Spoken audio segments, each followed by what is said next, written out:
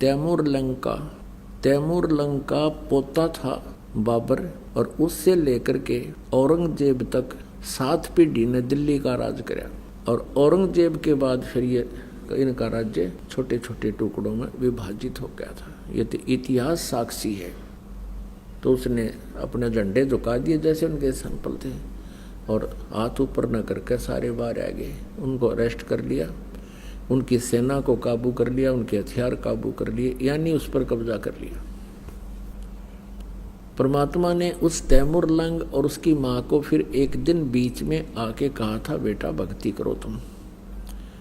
तो उनको प्रथम मंत्र दिया था।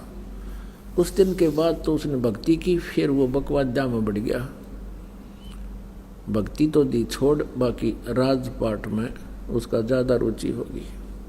उस कुछ दिनों के बाद फिर उसका पोता बाबर यहाँ का दिल्ली का बादशाह बना। उसके बाद औरंगजेब तक 7 पीढ़ी ने राज किया।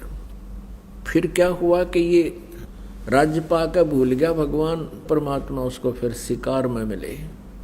ऐसी घटना की कि उसका घोड़ा बहुत दूर चला गया, प्यासा मर गया, कहीं पानी नहीं, जान निकलने को होगी। परमात्मा नजर आए, साधु संत दिखाई दिए, वहां पहुंचा के शायद यहाँ कोई जल मिले।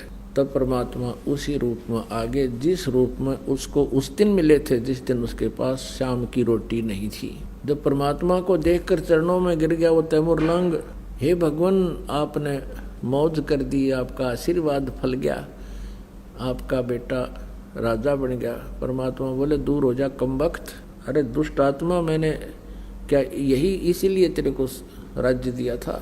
तूने कितने पाप कमा लिए और कहाँ ले जाएगा इस धन को? परमात्मा के चरणों में गिर गया, कहने लगा, भगवान मैंने माफ़ कर दो, गलती बन गई। अपने पोते को देकर शासन, उसी दिन से पुनः फिर भक्ति करने लगा।